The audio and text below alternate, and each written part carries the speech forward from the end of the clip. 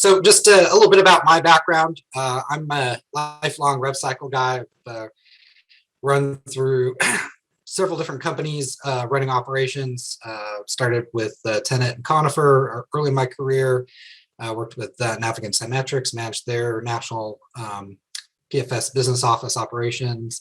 I worked with Prospect Medical Holdings, which is about a 20 hospital health system with multiple offices across the country. So I share this because I want the information that I bring to you today to help come from the perspective of somebody who has felt the pain of the backlogs of work used in the business office, that the tools that are out there in the market today are able to start to help with. So hopefully that gives you a little bit of perspective. Our currently working with Meduit, which is a large independent rev cycle organization. We're about the 5th largest in the country, and we don't have any corporate sponsor, right? So we're not owned by Tenet or HCA or one of the other big hospital chains. We're actually very independent. So we have quite a few clients across the country, a pretty good geographic spread. Our client base includes over 800 hospitals, lots of tens of thousands of affiliated physicians.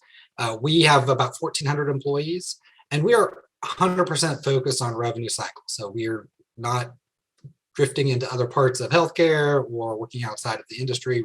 Healthcare rev cycle is all that we do. And to give you a sense of our scale, we've managed about $40 billion in accounts receivable currently. And Meduit has a net promoter score ranking of 50, and if you are familiar with that metric, the score goes from negative 100 to positive 100. So a 50 is very good, and our clients are highly satisfied. So all of that is because we're committed to helping our partners be successful and keep control of their rev cycle, and just to use assistance from us whenever possible. So that's a little bit about Meduit. So let me get into kind of what we're going to talk about today. So obviously COVID shook up the whole world, right? So tons of changes. Probably the most impactful to everybody has been work from home. That has really, caused people to think differently about the work. There used to be before, 2020, lots of rev cycle leaders, CFOs, VPs of finance would say, absolutely not. You could never do that from home. You have to be in the office. And, well, now we figured out that we actually can do some of that work from home. We have to change some of our processes. But the key here is it had to be done to preserve the business continuity, right? You have to keep claims going out the door. You have to keep, hopefully patients coming in for scheduled appointments, getting financially cleared, going through the coding and billing process, going through the billing and collections process to get the money back from the payers, dealing with denials, that sort of stuff. It has to keep running, right? So just because we had a global shutdown didn't mean we could survive without continuing to do the work. And this really changes the way that people are thinking about managing employees. The whole concept of a supervisor managing people in their home offices is new to lots of people, but most of us have learned through it, right? So we've talked to quite a number of different health systems around the country, and everybody seems to have come through. We haven't really heard about any financial collapse of any particular health system because of COVID. We've kind of weathered that storm. So now that we're coming out of it, right, we have to think about, well, where do we go forward? Obviously, the remote work option is something that a lot of organizations are now embracing. They have key employees that are happy, productive at home, love working from home, and they want to keep those employees happy, right? If you force all your employees to come back to the office, they may, you may lose some of those good employees. So organizations are kind of shifting that mindset and providing more of that support for remote work. The other thing that we're seeing is more outsourcing, right? So this is nothing new in rev cycle. People have been outsourcing for 25 years.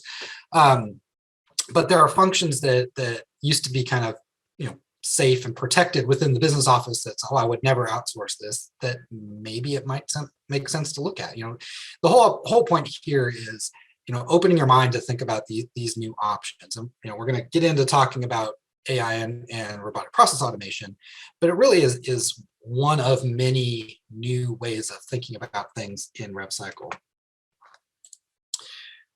So let's talk a little bit about AI and what that means. Today over the next 50 minutes or so, I'm going to talk about where I think AI is driving in our industry,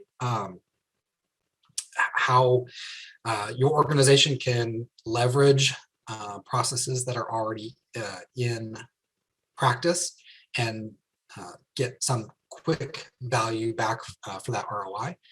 And then talk about what the impact is on your people, which is very important, and then hopefully leave you with some suggestions on evaluating business partners if you do move forward down that path. So, what is artificial intelligence? It really is a suite of tools that can bring different pieces of automation together and help you be successful. So AI is a bit of marketing, right? It's a buzzword. You hear AI this, AI that, right? So is it really artificial intelligence? That's arguable.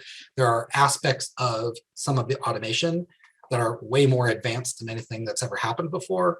But I don't know if they're truly like science fiction artificial intelligence.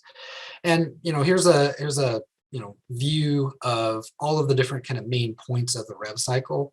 And if you think about the potential for automation, it's almost in every step of the process. There's a few places where you have no choice but to make a phone call to a patient or to a payer.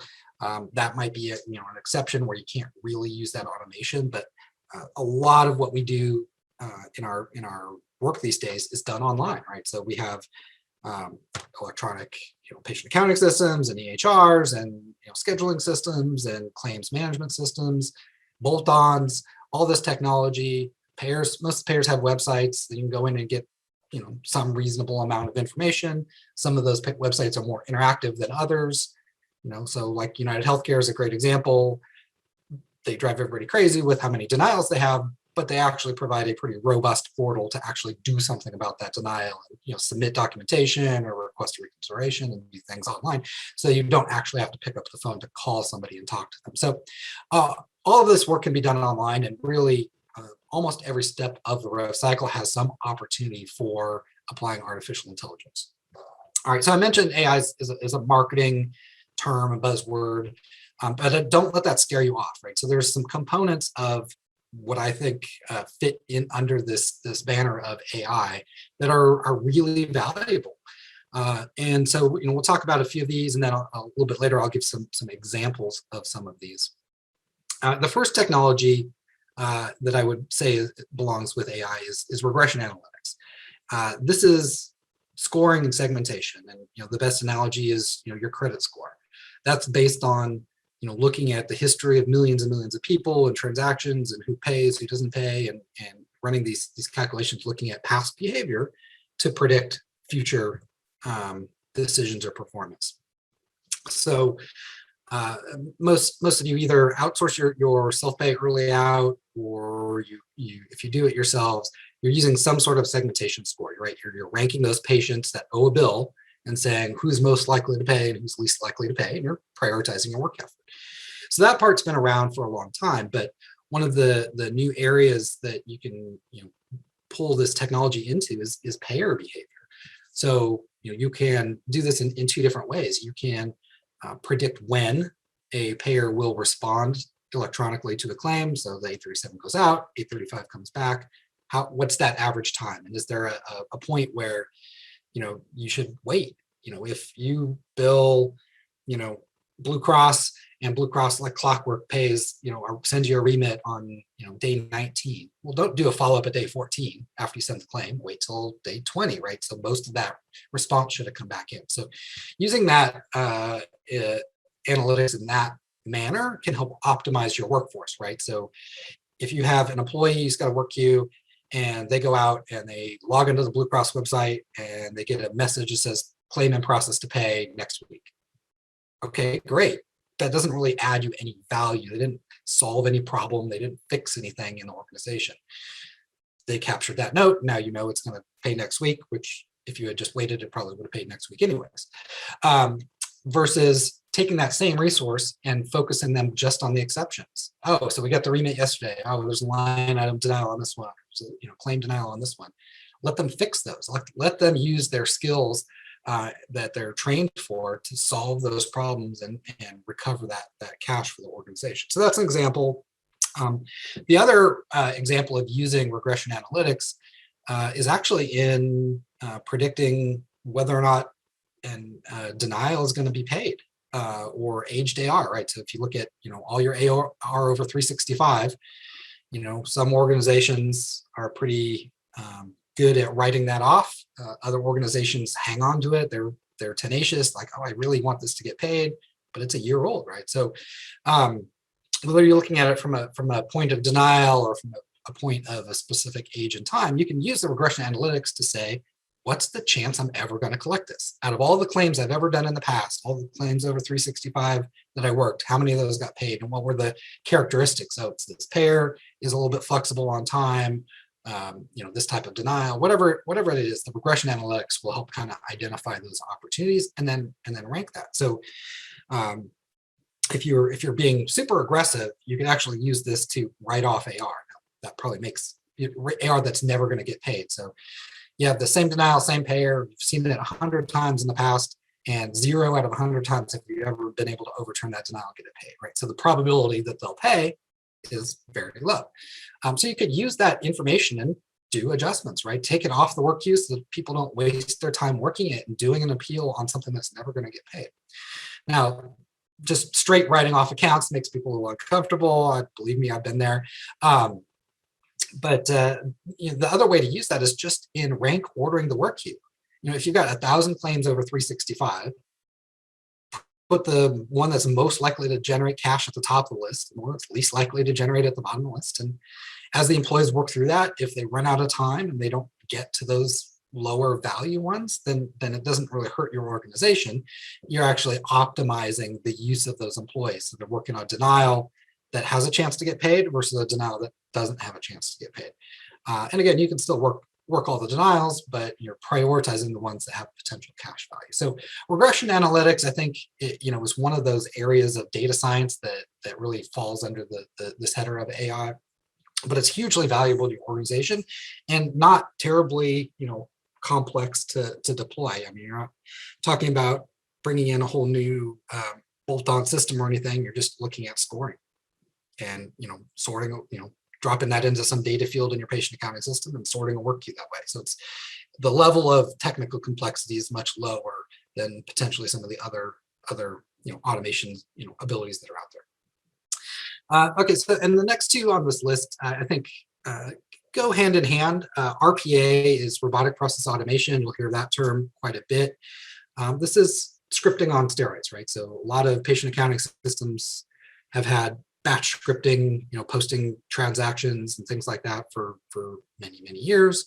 The new generations of tools that are available for not specific to healthcare, but just in general in any industry are really sophisticated in interacting with any application on a user's desktop, right? So if you've got maybe a list of accounts in Excel and you've got a patient accounting system and you've got a bolt-on overlay that's a web-based, and your claim scrubber is web-based, like you can jump and maneuver through all these different applications and read from one and paste into another, figure out what you need to do. So it's not like the old style macros where you're just inside one application doing the same thing over and over again. This is really has the ability to incorporate interaction with any application on the user's desktop, any Office application, any web application, or any Citrix application, anything like that. So there's some great technology that's out there, and that's where the opportunity comes in to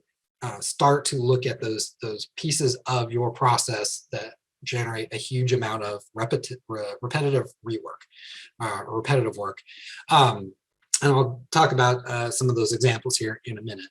But so I said these two to go together, right? So supervised machine learning is how the RPA can get better and better over time. So, machine learning basically just means taking feedback from a process, either good or bad, and adapting itself to do more of the good and less of the bad, right? So it's learning over time. And that's the word supervised is because you need those rev cycle experts to tell it what to do, right? If it's a coding issue or something that you may or may not have the ability for your staff to change a modifier on a claim in certain circumstances, right? So that's something that you need supervision to say it's okay to do this or it's not okay to do this, and then it needs to go to coding or HIM for that. So those two things go together, right? So the supervised machine learning is how you use robotic process automation to learn every time it sees something new. What am I supposed to do with this? Okay, I do this, and then move on to the next one. And then the next time it sees that new case, it knows what it needs to do. And over time, you're giving it positive reinforcement, and it's learning more and more about the process. So I think those two go together. Definitely under the AI banner. And then the last tech I have on here is the unsupervised machine learning. And this is what I was kind of referring to as the science fiction version, right? So the robot that you plug in, it's a black box. You don't know what it's doing. It's just doing something. It's figuring it out by itself. I don't think this is really ever going to apply to revenue cycle. And the reason is because our industry is so highly regulated. There's so much compliance, and specific detailed requirements that you have to go through. And so, the example I would use on this is, let's say you had this magic black box and you just plugged it into your rev cycle, and it's looking at denials and it's trying different things, and it figures out if it changes the CPT code on a claim, it'll get it paid. Like, okay, well, it figured out how to get a payment, but that's not okay, right? We can't change coding on a claim to generate reimbursement. It's not allowed. So you have to have that supervision. And I don't think we're ever going to get to the science fiction version of AI in rev cycle. But again, that's totally okay. Between RPA, regression analytics, supervised machine learning, there's a ton of great new things out there that will help you be more efficient in your organization. The last comment I have on the slide is just that all of this has to be done with trust and transparency, right? No matter what tool you bring in or partner you bring in to help you with automation, make sure that there's clear audit trail, clear documentation. And the last thing you want is for some automation to go through and work 1,000 accounts and you don't know what it did. You don't know why it did what it did. It rebuilt a claim. It send an appeal letter, but there's no trace of information. So you want to make sure that you've got that trust of that automation, so that you have a level of comfort that you can actually continue on through that process. All right, so obviously the role of AI is cost management. Now, what's interesting is I think about a year and a half ago, we were looking at this as a cost play, right? So, 20 years ago, revenue cycle, you just hired more people, right? When you have too much work to do. 10 years ago, you might have looked at offshoring, right? Let me hire people in Philippines or in India because I still need people, but I can pay them less, right? And so you're getting that arbitrage of salary. Now we can actually look at AI and robotic process automation to eliminate people altogether, right? So you can use a machine much cheaper than you can even use somebody in an offshore location. So that was kind of what we were thinking, a year and a half ago, and I think it's still a valid, opportunity to mitigate your operational costs in your rev cycle. But what we've actually seen is organizations that are looking to recapture value. And that would be to essentially do more work than they have people available to do the work. If you've got a backlog of claims in the editor that need to be cleared out, like as soon as you clear those out, if you can use some automation to do some of that, then you're going to get that cash in the door, right? So cash acceleration and having a healthier AR seems to be almost as important to some of the organizations we're talking to as that overall cost management. So obviously I'm partial. It's a passionate topic for me. I definitely think AI is how organizations will be successful in rev cycle going forward, whether you're talking about you're managing your own rev cycle, whether you're talking about partners that are you outsourced to. Everybody's going to have to start using automation in order to just manage that cost of that process. All right, so let's talk about some examples and talk about what AI and robotic process automation can do at different points in the rev cycle. And all of these are real examples that you can actually get today. So this is not like, I imagine one day it'd be cool if it's not vaporware, right? These are things that, all the things I'm going to talk about in the next few minutes are things that you can get today. So, medical record requests are one of those things that are just clogging up the payment flow from my perspective in talking to multiple different organizations. Our good friends at United Healthcare tend to be one of the more aggressive at requesting medical records on small dollar outpatient claims. Got a lab? No, what are the records for that lab? Or you got a X-ray? Send the radiology report, right? So, I think that's part of the process. They're allowed to request those records as part of your contracts with them.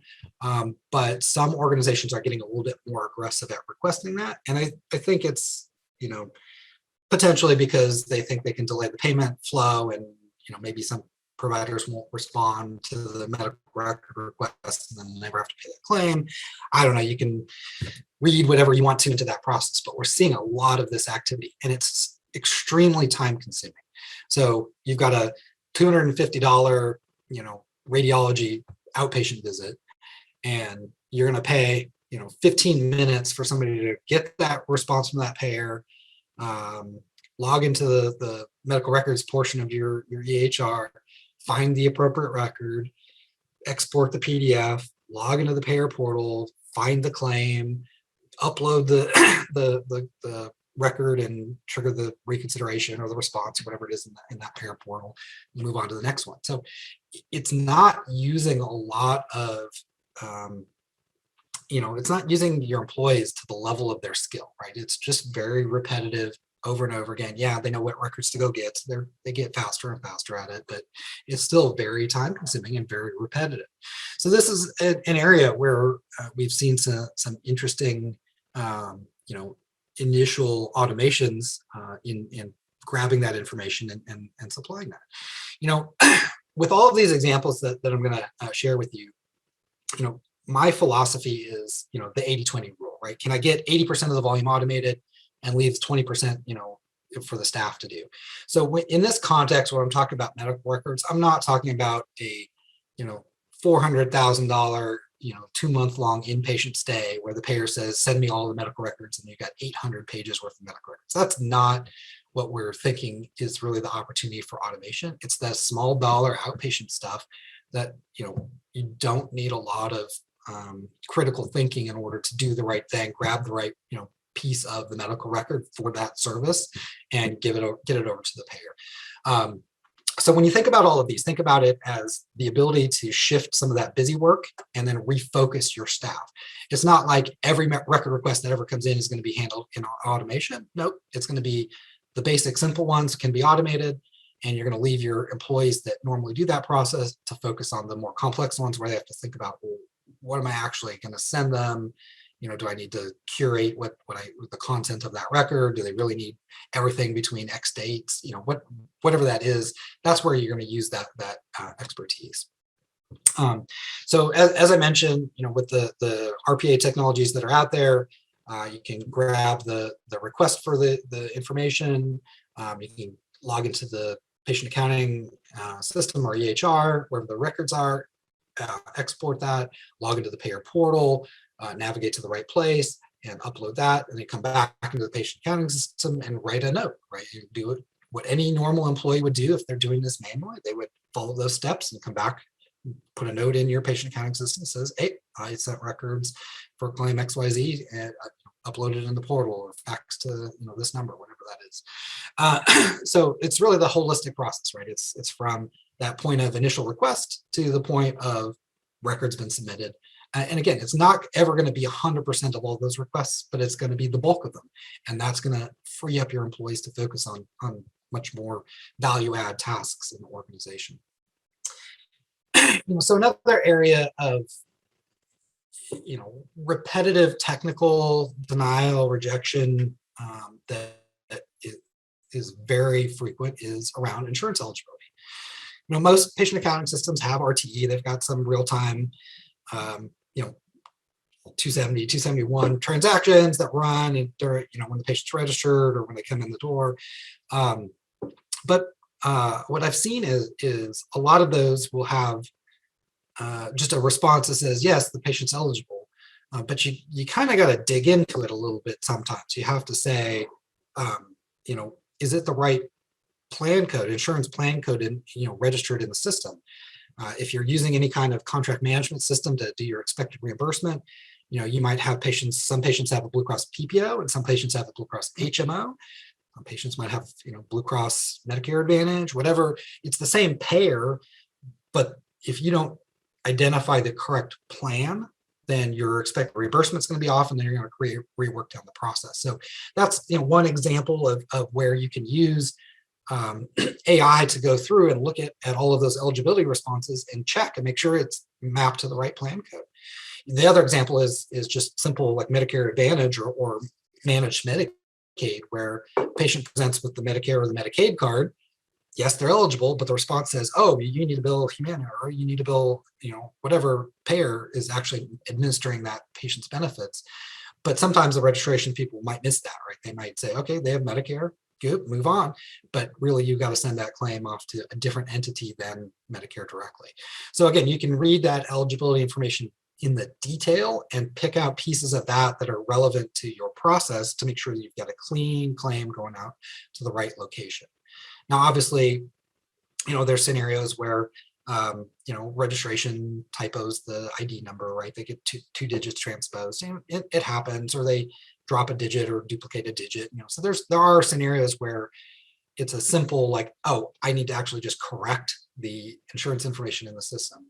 But I think the real, this happens all the time. But I think the real value here is looking at that deeper eligibility data in order to prevent rejections and delays and denials.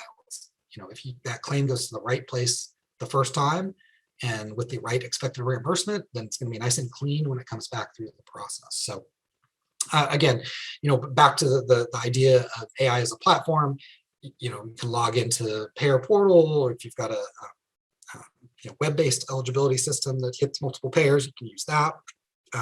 If you've got RTE in your patient accounting system that you can re-trigger once you make a change and revalidate stuff, it can do that. All of those steps, any step that you would ask an employee to do to fix a potential eligibility denial or rejection, robotic process automation can do that. We've seen that. It's pretty impressive as to the amount of variations that it can handle in terms of oh, it was, this was off, and even something as complex as the payer has the patient's date of birth is like one day off, right? And so instead of 12/01/2000, it's 12/10/2000, right? And maybe the patient accounting system, maybe the registration was wrong, maybe the payer was wrong, doesn't matter. But if you don't have the exact demographic information, some payers are going to kick that claim and say, I don't know who you're trying to get a claim in here for. I don't recognize that date of birth. So there can be some pretty complex, nitty-gritty kind of reasons why payers kick claims back like that. So again, it's an area where AI can help and do that work. And one of the things that from managing teams of employees that do this, if you ask an employee to go through the weeds of eligibility data on hundreds of patients a day, they're going to get burned out, right? Because they're doing the same thing over and over again. And a lot of times it's registered correctly. It's the right plan code, right insurance information, nothing wrong with it. But to double check that work manually from an employee perspective is really a job dissatisfier, right? people want to be challenged. They want to help contribute to the organization and fix things. And when you ask them to do the same thing over and over again, and they're not, maybe, a couple out of 100, they check, they have something they can fix, all right, but they still have to check, 98 that, didn't have any issues, and it took all their time to do that. And so the robotic process automation doesn't care if it has to do all that kind of drudge work. It can truck on, it can work 24 hours a day, it can crank through those claims, and it's not going to get tired or burned out about doing that same thing over and over again. So that's another advantage from a staffing perspective as to why this is valuable to your organization. All right. Another area that we've seen is in scrubbing claims for edits. Now, obviously, different organizations have different rules about what their billers are allowed to change on the claim. Usually can't change coding or CPTs or anything that's clinical, right? That would have to go back to HIM or coding. But there's a lot of organizations where it's like, okay, there's a couple pieces of data elements, you're checking some current value codes, or you're maybe checking certain types of modifiers that billers are allowed to add or take off of a line item. Depends on your organization. But all of that is very repetitive work, right? So it's a good thing editors stop claims to be fixed so that they go out as clean as possible. But it creates work, right? It creates that repetitive, I'm fixing the same thing over and over again. Now, ideally, you'd have an edit analyst in your organization that could look at what's hitting edits in the editor and try to push upstream and say, how do I prevent this from coming in, whether I'm changing field entry rules of what people could put into the patient accounting system, or putting bridge routines in to automatically fix things in the editor, whatever that is, that's really the ideal thing.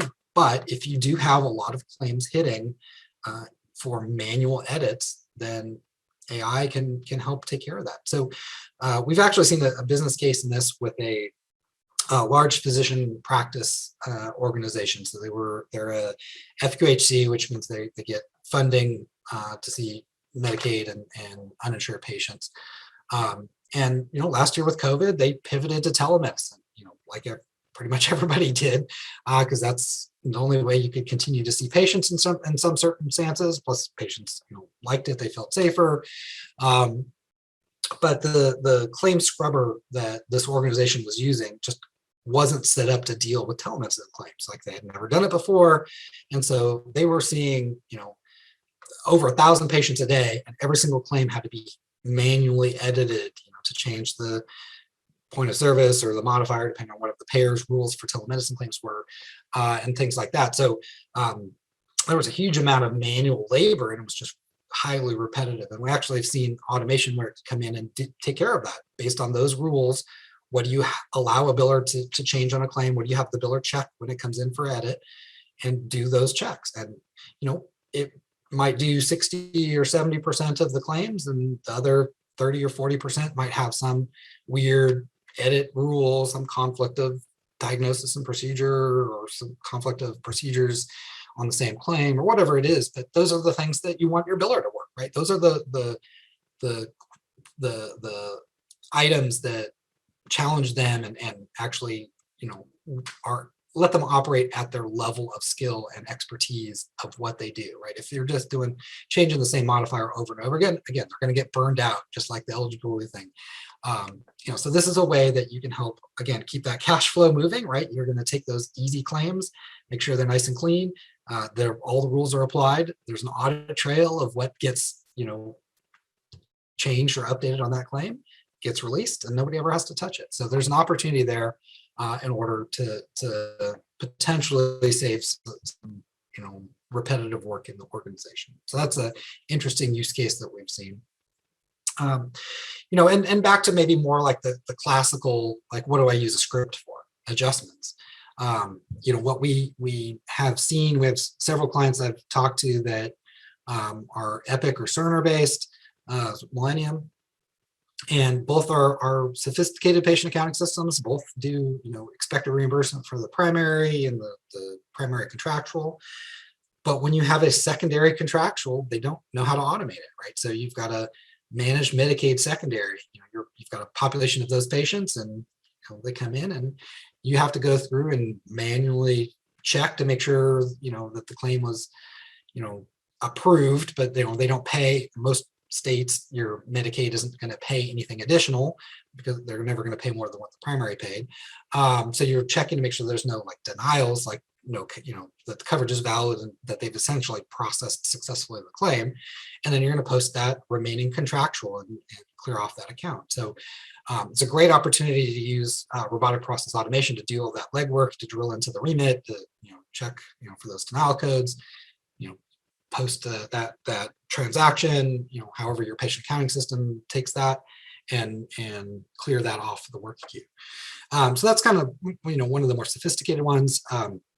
Now, if you don't have a expected reimbursement system and you're posting contractuals, you can do some again validation against fee schedules, right? You can take the payment that was received, and if it matches against the fee schedule, then you move it NRP to the next payer or to the patient, and if it doesn't match, then you can log some information on the account, say, hey, the expected was X and the insurance paid Y, and send it back into a work queue for somebody to work manually. So you have that ability to really kind of do that scrub and go through at a detail level and check things that you just never have enough people to do, right? So it's something that absolutely you could bring in another entry-level rev cycle employee into the business office, have them sit down and start looking at all these remits.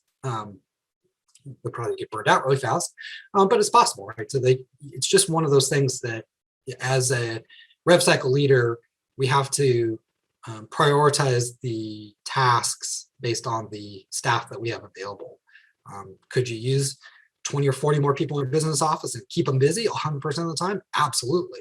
But you have diminishing returns on that, right? When you talk about hire 5 people to do adjustments, there's no ROI in that, right? Because they're not collecting any additional cash. So anyways, RPA is a great assist in that aspect of kind of keeping your AR clean and looking through potential aged open accounts just to be cleared off. All right, so I talked a little bit about like eligibility denials. One of the other technical denials that we see is timely filing. And in digging into this process, sometimes the charge didn't get entered for 6 months for whatever reason, and it's a legitimate adjustment, timely filing, never billed on time. But a lot of times it's either was billed originally and a corrected claim went out without being marked as a corrected claim, and so the payer thought it was a new claim and kicked it back as timely filing. So you have to do a reconsideration and say, oh, no, we meant to bill it with this original ICN number, or it was billed to the wrong payer. And we have a client that we work with who has taken the position that even if they bill to the wrong payer, they still want to do an appeal to the correct payer and say, hey, we tried, patient gave us bad information, whatever. Would you please overturn your timely filing?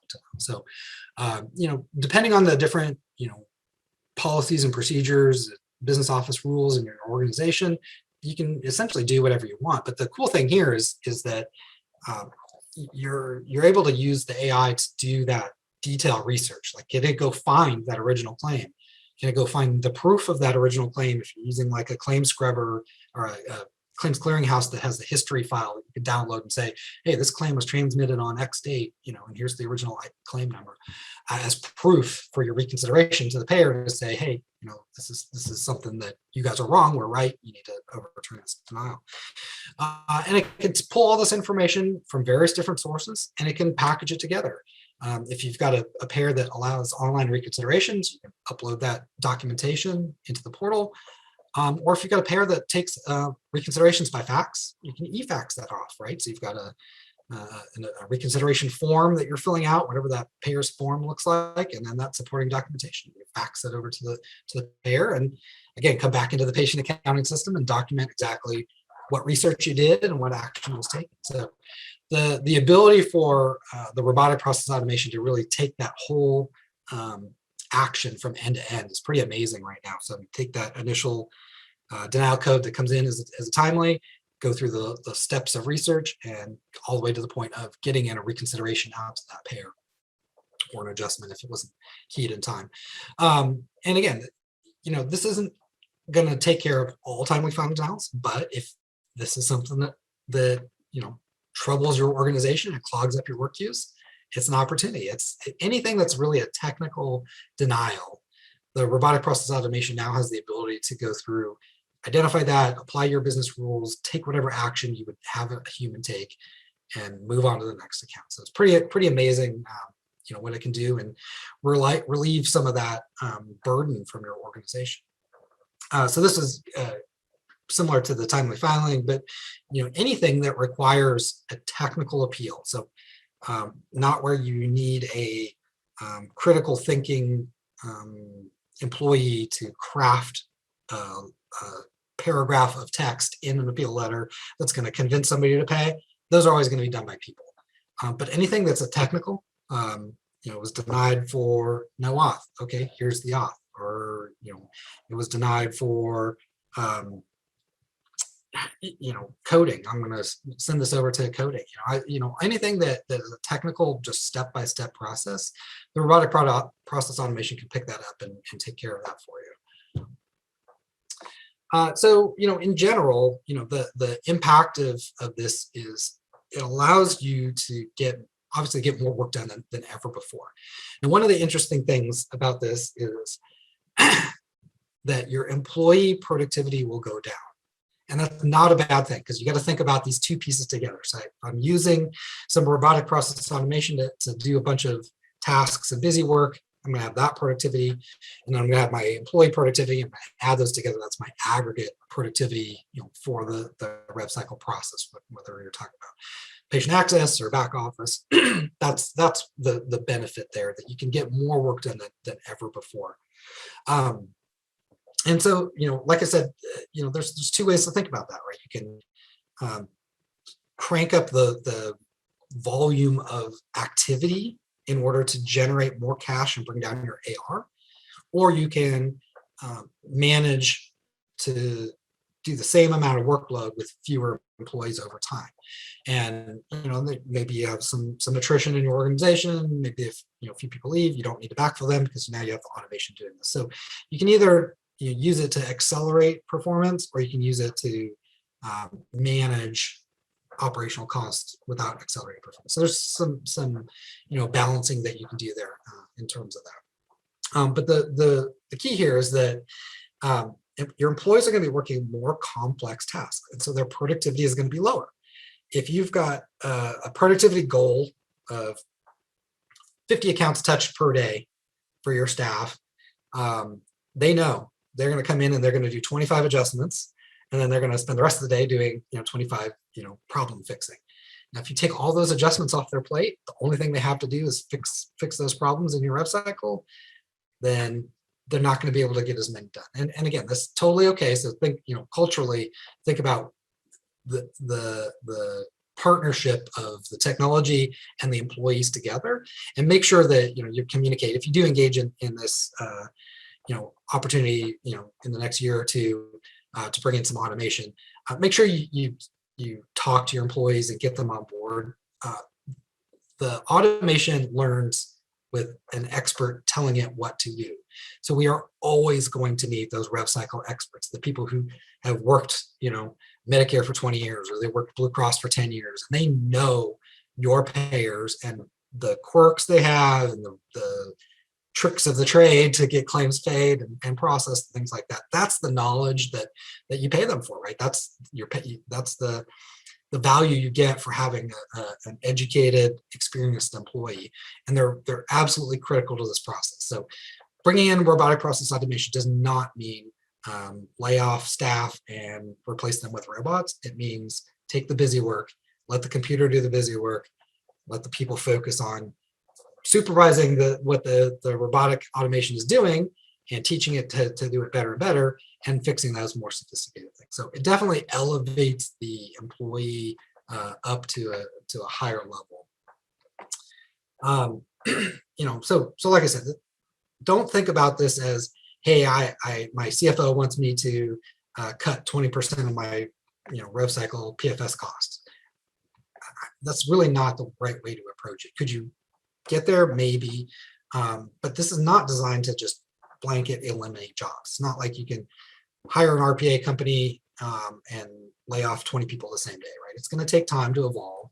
The robotic automation has to learn your processes over time. So it's an evolution of, a transition of more work getting to automation and less work getting into the work queues that you have your staff working. And that takes time, right? It might be 6 months, 12 months, but everybody's got, attrition, people leave, people retire, over that time. And that's really the way to think about how to balance that within the organization.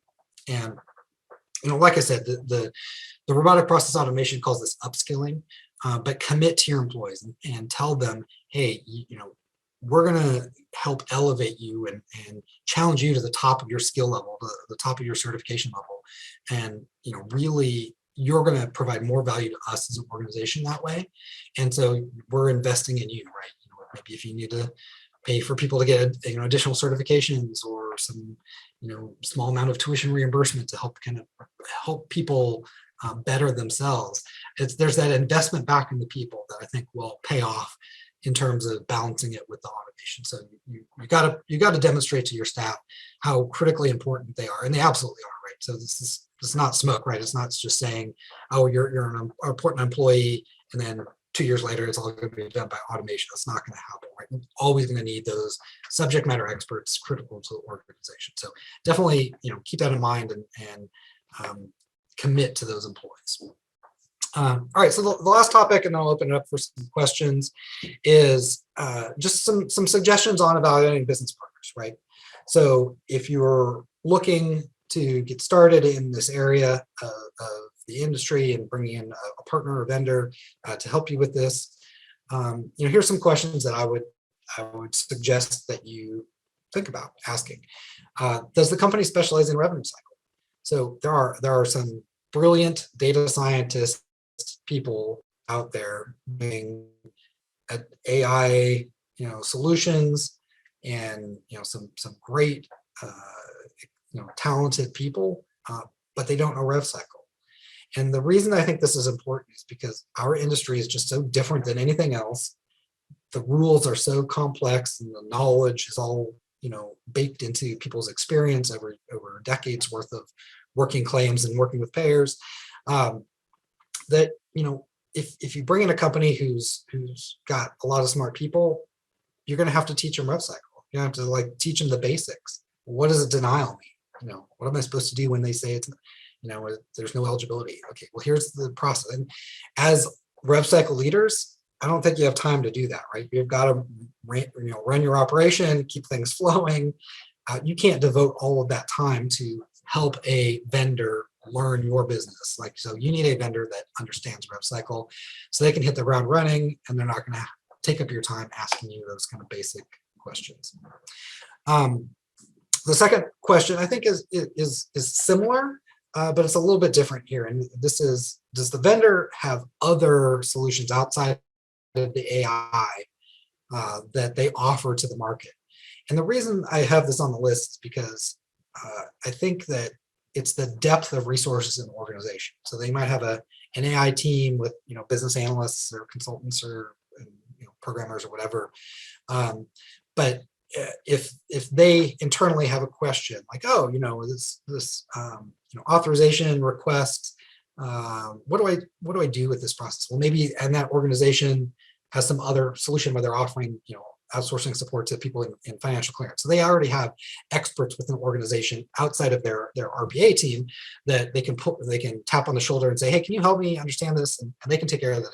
Again, the whole point here is trying to pick a partner that isn't going to take up all your time in trying to understand how your business works, right? So whether you've got a partner that knows rev cycle and has the resources they can ask internally, and then they kind of narrow that down. And yes, there will probably be some questions that they need to ask you specific to your organization and how you do things, but it's never going to be any of that basic, how do I respond to a no auth style kind of a question. So the third question I would say is look at the level or the ability for customization. I've talked to a lot of different health systems that use Epic. Probably half the country uses Epic. I don't know the stats are right now. Um, but Epic is one patient accounting system, but nobody uses it the same. Everybody uses their work queues and their automation and their rules and everything internally within Epic differently. Some of the screens might look the same, not always. It's from one organization to another. Most of the time, there's similarities. But again, you have built your patient accounting system around your process and your payer needs and your community needs and your clinical needs, right? So it's been customized to your organization. And so you got to be careful about looking at a partner that's going to come in and say, oh, we're just going to do it our way, right? Oh, we can do this. We know exactly how to do that. Plug it in and let it run. Well, that might not work for you, right? You might need something done a little bit differently. Your payer might have a request, for a process to happen a certain way or in a certain sequence of events that they haven't done before. So, ask the question about customization, right? So, at the beginning, I said that robotic process automation and supervised machine learning go together, and the learning is the key there, right? It has to have the flexibility to learn how you want that work done. However you instruct your business office employees to follow a set of tasks and steps in a process, that's what you want that robotic process automation to be able to do. So make sure you look for that level of customization. And then the last point is fairly obvious, right? But look for experience, right? Look for a company that actually has automation live with other clients that you can talk to and say, how'd that go for you? How's it contributing to your organizational value, whether it's bringing in cash or reducing costs? Look for vendors that have experience. And again, this is kind of back to the same thing as the first, but there's some great brilliant people, and I love capitalism, and I love the idea of people launching new technology. I'm supportive of that, but as a rev cycle leader, I don't have time to partner with a company that's a year away from a product and say, oh, I'm going to help build your product for you by telling you what it should do while you build it, and then a year later get my value back because they've started to automate something. You need somebody who's got tech that's already working in the same patient accounting system that you use and has experience and can hit that ground running, and you're not going to have to wait for them to do that development in order to get your ROI. It's about speed to ROI, but it's also, again, back to kind of minimizing your time commitment to that partner. So you've got other things. You don't want to necessarily spend 4 hours a week on calls explaining to them what you think it should do when they build it. So those are my comments. I think these are questions you can ask to different partners. Hopefully that's helpful to everybody. And then just to kind of close it out, obviously I'm passionate about this. I think robotic process automation and machine learning are going to completely transform the industry. There's some great use cases and examples that I've seen in production. So it's pretty amazing the stuff that it can do so far. So some great opportunity.